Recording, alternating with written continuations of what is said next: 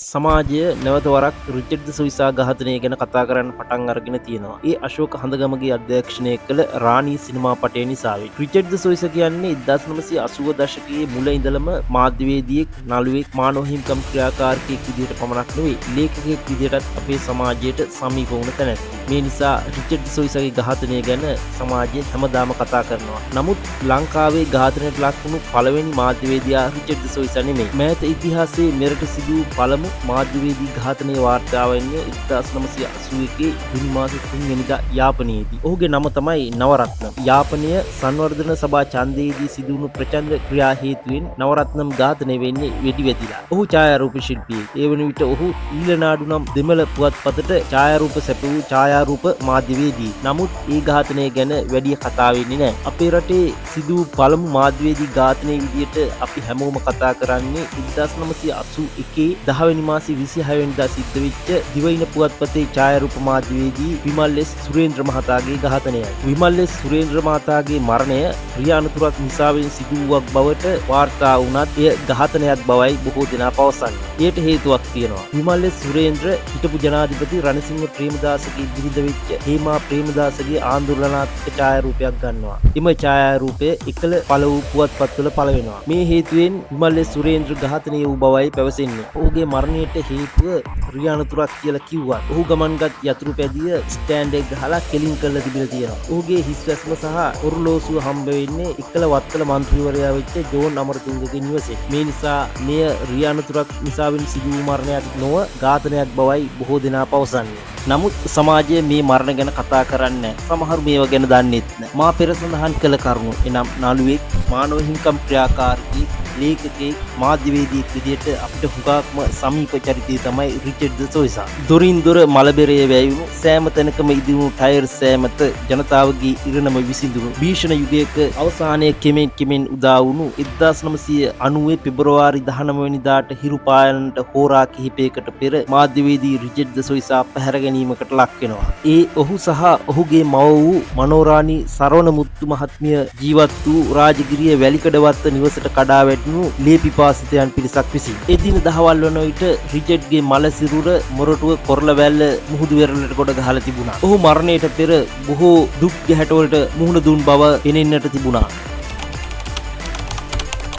Richard Soysa එකල එක්සත් ජාතික පක්ෂ ආණ්ඩුවේ ප්‍රබල ඇමතිවරයෙකු වුණු ලලිත් ඇතුළත් මුද්‍රි සමග සමීප සම්බන්ධතාවයක් පැවැත් වූ මාධ්‍යවේදියෙක් බව ප්‍රසිද්ධයි. මේ කාලය වන විට එක්සත් ජාතික පක්ෂය තුළ නායකත්වයේ සම්බන්ධයෙන් සටනක් ඇති වෙලා තිබුණා. එහි ඉදිරිපෙළ නියමුවෙක් තමයි ඇමති ලලිත් ඇතුළත් මුද්‍රි. එක්සත් ජාතික පක්ෂය තුළ විතරක් නෙමෙයි මේ කාලය වන විට රට තුලත් ප්‍රේමදාස විරෝධයක් ඇති වෙමින් තිබුණා. මෙහිදී රිචඩ් සිය කලාකාමී හැකියාවන් ප්‍රේමදාස විරෝධය අවුලුවන්නට භාවිත කළ බව ප්‍රසිද්ධ රහසක්. එයට හොඳම උදාහරණය තමයි ඔහු විසින් මේ කවුද මොනවද කරන්න යනුවෙන් නාට්‍යයක් නිර්මාණය කරලා එම නාට්‍ය මගින් ජනපති ප්‍රේමදාසගේ දේශපාලනය විවේචනය කරන්නට කටයුතු කිරීම. මේ නිසාවෙන් රිචඩ් ඝාතනය වූ බවයි ප්‍රසිද්ධම රහස.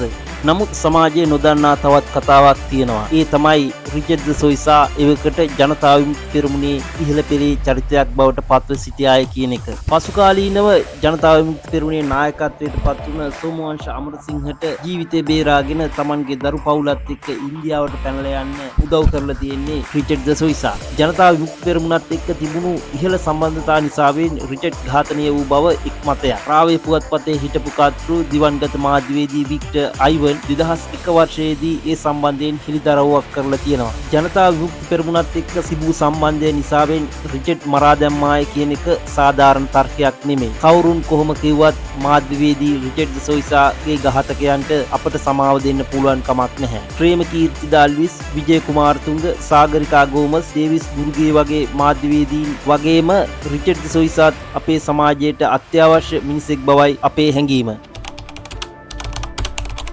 මාධ්‍යවේදී රිචඩ් සොයිසාගේ ඝාතනය සම්බන්ධයෙන් වූ නඩුව වසර 15ක් තිස්සේ අධිකරණයේ විභාග වුණා. එම නඩුවේ තීන්දුව 2005 ඔක්තෝබර් මාසේ 9 වෙනිදා ප්‍රකාශිත පත් වුණේ ඊට සම්බන්ධ සියලුම විත්තිකරුවන් නිදොස් කොට නිදහස් කරමින්. සාක්ෂිකරුවන්ගේ සාක්ෂි පරස්පර විරෝධී බව නඩු තීන්දුවේ සඳහන් වුණා. මේ තීන්දුව ප්‍රකාශයට පත් වන විට රිචඩ් සොයිසාගේ මව වුණු වෛද්‍ය මනෝරාණි සරවණ මුත්තු මහත්මිය ජීවිතෙන් සමුවරන්. ඇය වසර 2001 දී අභාව ප්‍රාප්ත වුණා. නීතියෙන් ගැලවුණත් රිචඩ් සොයිසාගේ ඝාතකයන්ට ස්වභාව ධර්මයෙන් ගැලවීමක් තිබුණේ නැහැ. රිචඩ්ගේ මව වන වෛද්‍ය මනෝරාණි සරණමුත්තු මහත්මිය හඳුනාගෙන තිබූ ආකාරයට රිචඩ් පැහැරගෙන යෑමට පැමිණි කණ්ඩායමේ ප්‍රධානියා බවට පත් වෙලා හිටියේ පොලිස් අධිකාරී රොනි ගුණසිංහ.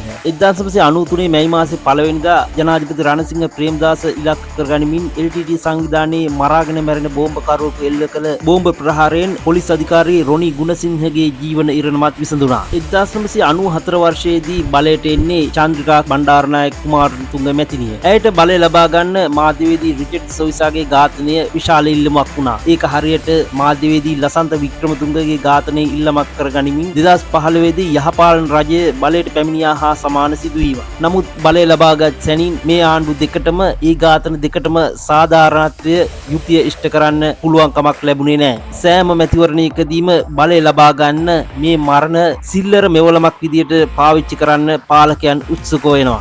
එදා මොරටුව කොරළවැල්ල වෙරළෙන් සොයාගත් මාධ්‍යවේදී රිචඩ් සොයිසාගේ මල සිරුර මොරටුව පොලිසිය මගින් යොමු කළේ කළුබෝවිල රෝහලට. රිචඩ්ගේ මල සිරුර හඳුනා ගන්නට මනෝරාණි අම්මා සමග කළුබෝවිල රෝහලට ගියේ රිචඩ්ගේ සමීපතම මිතුරෙක් වුණ ධර්මරත්නම් සිවරාම් හෙවත් තාරකී.